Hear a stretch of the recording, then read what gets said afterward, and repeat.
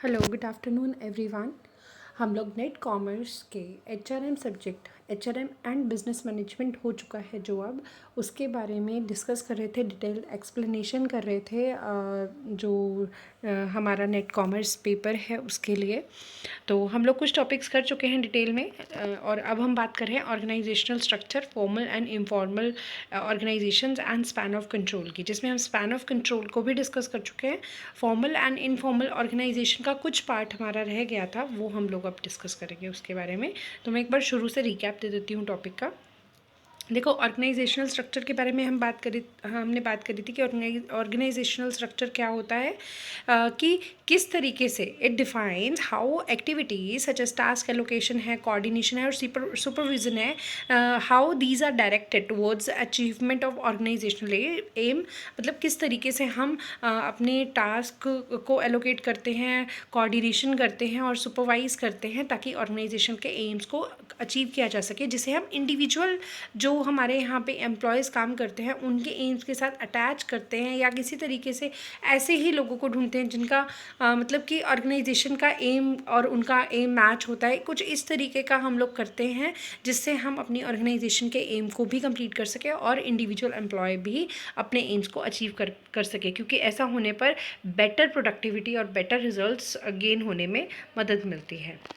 इसके अंदर हमने पढ़ा था कि मेनली अगर हम देखें तो फॉर्मल एंड इनफॉर्मल दो तरीके की ऑर्गेनाइजेशन होती हैं। फॉर्मल में क्या होता है कि जो हमारी रिस्पॉन्सिबिलिटीज़ हैं, ड्यूटीज़ हैं, अथॉरिटी है और रिलेशनशिप है, वो टॉप मैनेजमेंट जो है वो फॉर्मल तरीके से, मतलब under rules, under certain rules and regulation, कुछ नॉर्म्स के अंडर क्या करता है, जो हमारे ड्यूटीज़ हैं वो असाइन की जाती हैं, रिस्पॉन्सिबिलिटीज़ एंड अथॉरिटी असाइन की जाती है, दी जाती है, ताकि ऑर्गेनाइजेशन के जो प्रोसेसेस हैं उनको फॉलो किया जा सके, अलग अलग जो काम है उन्हें परफॉर्म किया जा सके। लेकिन इनफॉर्मल रिलेशन जो अपने आप से बन जाते हैं, जैसे दो सबॉर्डिनेट्स हैं, वो आपस में एक दूसरे के साथ काम कर रहे हैं, तो उनके बीच फ्रेंडशिप हो जाना, एक दूसरे की मदद करना, म्यूचुअल अंडरस्टैंडिंग या कॉन्फिडेंस आ जाना, ये जो चीज़ें हैं ये इनफॉर्मल ऑर्गेनाइजेशन में हमें देखने को मिलती हैं।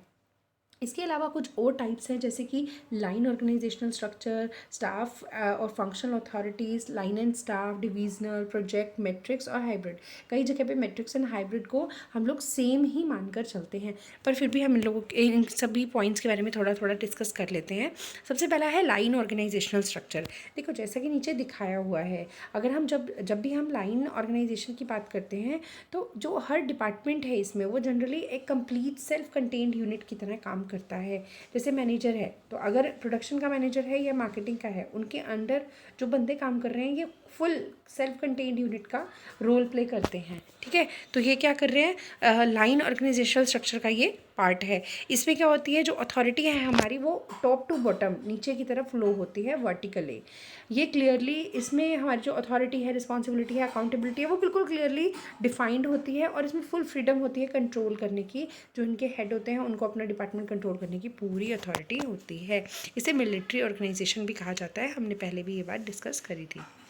नेक्स्ट है हमारा line and staff organisational structure. जब हम इस तरीके के ऑर्गेनाइजेशनल स्ट्रक्चर की बात करते हैं तो इसमें लाइन ऑफिसर्स होते हैं जिन्हें अथॉरिटी होती है कि वो किसी भी तरीके का डिसीजन ले सकें, इम्प्लीमेंट कर सके। लेकिन जो स्टाफ ऑफिसर्स होते हैं वो इन्हें टाइम टू टाइम क्या करते रहते हैं, इन्हें असिस्ट करते हैं ताकि अपना काम अच्छे से कर सकें।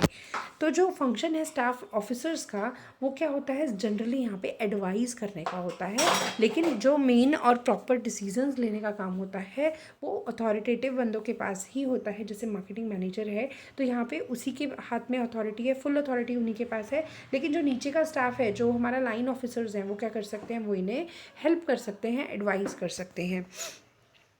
ठीक है, तो नेक्स्ट है हमारा इसके बाद स्टाफ और फंक्शनल अथॉरिटी और ऑर्गेनाइजेशनल स्ट्रक्चर। इसमें क्या रहता है, इसके अंदर जो हमारे फंक्शंस हैं वो अलग अलग डिफाइन होते हैं। जैसे कि मार्केटिंग का अलग फंक्शन हो गया, सेल्स का अलग है, सर्विसेज का अलग है।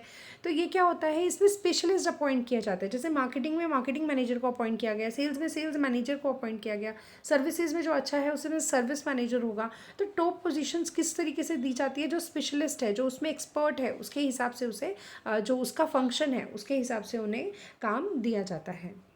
नेक्स्ट है हमारा डिविजनल ऑर्गेनाइजेशनल स्ट्रक्चर। इसमें क्या होता है, एक सेकंड, सबसे पहले तो ये ध्यान रखना है कि ये प्रॉफिट डिसेंट्रलाइजेशन के नाम से भी इसे जानते हैं, ठीक है, वन।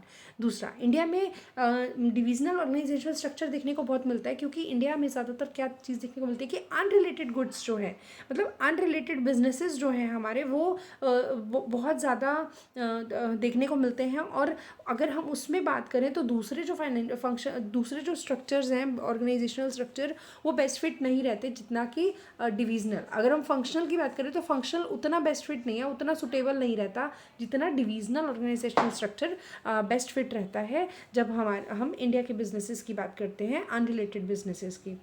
ये second business basic structural form होती है एम्प्लॉयर्स की बाय ऑर्गेनाइजेशन। देखो इसके अंदर दिखा भी रखे कि मैनेजिंग डायरेक्टर है, फिर cosmetics, garments, footwear, skin care, medicine. बिल्कुल थोड़ा मतलब अनरिलेटेडनेस है कॉस्मेटिक का गारमेंट्स से, फुटवेयर से, स्किन केयर से, मेडिसिन से। तो उसमें क्या है, उसमें हर यूनिट का अलग HR, मार्केटिंग डिपार्टमेंट है, R&D डिपार्टमेंट है, तो सबका अलग चल रहा है, मतलब एक डिवीज़न ही पूरा अलग चल रहा है। तो इसमें क्या होता है, जो बिजनेस ऑर्गेनाइजेशन है उनको सेवरल यूनिट्स में बांटा जाता है, जो सेल्फ कंटेन्ड होती है और इंडिपेंडेंटली ऑपरेट करती हैं। नेक्स्ट हमारा प्रोजेक्ट ऑपरेशनल मैनेज स्ट्रक्चर। इसमें क्या होता है, इसके अंदर हॉरिजॉन्टल ग्रुप टुगेदर जो है वो फंक्शनल जो डिपार्टमेंट्स हैं वो इकट्ठे ऑपरेट करता है। ये जो है हमारा, इसमें दो तरीके के प्रोजेक्ट वर्क्स हो सकते हैं। एक होता है हमारा प्योर प्रोजेक्ट ऑर्गेनाइजेशन, एक होता है मैट्रिक्स। मैट्रिक्स में तो मैंने आपको बताया था कुछ इस तरीके से रिलेशन बनता है ना। ये जैसे इसमें मैट्रिक्स बनाया हुआ है ना, मैट्रिक्स बन रहा है, ऐसे भी और कुछ इस तरीके से भी। तो अब प्योर प्रोजेक्ट क्या होते हैं और मैट्रिक्स क्या होते हैं, इनके बारे में पढ़ते हैं। देखो प्योर प्रोजेक्ट ऑर्गेनाइजेशन क्या होता है, स्मॉल नंबर ऑफ लार्ज जो प्रोजेक्ट्स होते हैं जो लेकिन चलते लंबे टाइम तक हैं, तो उनके लिए हमें एक सेपरेट यूनिट ही क्रिएट करनी पड़ती है, एक सेटअप बनाना पड़ता है सेपरेट यूनिट का। तो वो होता है हमारा प्योर प्रोजेक्ट ऑर्गेनाइजेशन।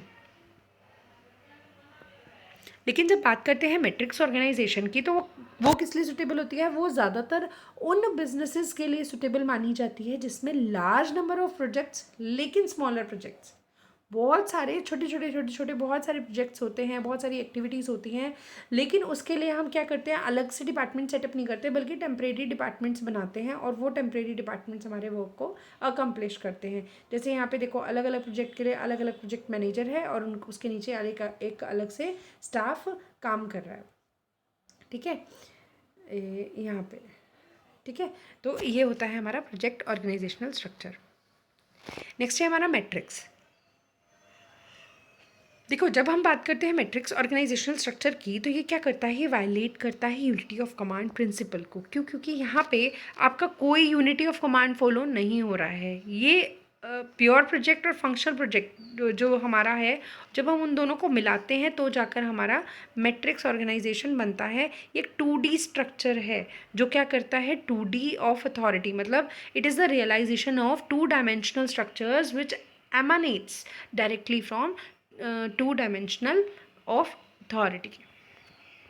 नेक्स्ट है हमारा हाइब्रिड। देखो हाइब्रिड को हम लोग मैट्रिक्स स्ट्रक्चर भी कहते हैं। इसमें हमारी एक मैट्रिक्स ग्रिड बनती है, जैसे मैंने इसमें ग्रिड दिखाई ना आपको, ये ग्रिड बनती है। डिज़ाइनर्स क्या करते हैं, पहले वो वर्टिकल और फिर जैसे वर्टिकली अगर हम बात करें तो फंक्शनल ऑर्गेनाइजेशन डिवाइड करते हैं एम्प्लॉयज़ को अकॉर्डिंगली डिपार्टमेंट्स में, और फिर उसके बाद उन्हें हॉरिजॉन्टली भी डिवाइड किया जाता है। तो ये जो फॉर्म हमें नज़र आ रही है यहाँ पे, वो हाइब्रिड ऑर्गेनाइजेशनल स्ट्रक्चर की है, जिसमें CEO है, अलग अलग वाइस प्रेसिडेंट्स है, कोई कंप्यूटर्स का है, कोई प्रिंटर्स का है, कोई कंप्यूटर्स पाम साइज कंप्यूटर्स का है, ये डेस्कटॉप कंप्यूटर्स का है। तो इस तरीके से क्या है, उनके अंदर भी अलग अलग डिपार्टमेंट काम कर रहे हैं और उनके अंदर अलग अलग रीजन्स बांट दिए या किसी भी तरीके से उनको भी आगे सब डिवाइड कर दिया। तो इसी के साथ ही ऑर्गेनाइजेशनल स्ट्रक्चर के जो टाइप्स हैं वो कंप्लीट होते हैं। इनको बारीकी से पढ़ने की बहुत ज़्यादा अंदर एंटर करने की ज़रूरत नहीं है, लेकिन ऊपर से पता होना ज़रूरी है, ठीक है। तो इसी के साथ ही ऑर्गेनाइजेशनल स्ट्रक्चर वाला चैप्टर कंप्लीट होता है। नेक्स्ट में हम लोग स्पैन ऑफ कंट्रोल डिस्कस कर चुके हैं, और इसके बाद हम लोग डिस्कस करेंगे जो नेक्स्ट टॉपिक है हमारा, वो है responsibility and authority, delegation of authority and decentralisation. तो मिलते हैं नेक्स्ट वीडियो में। Thank you.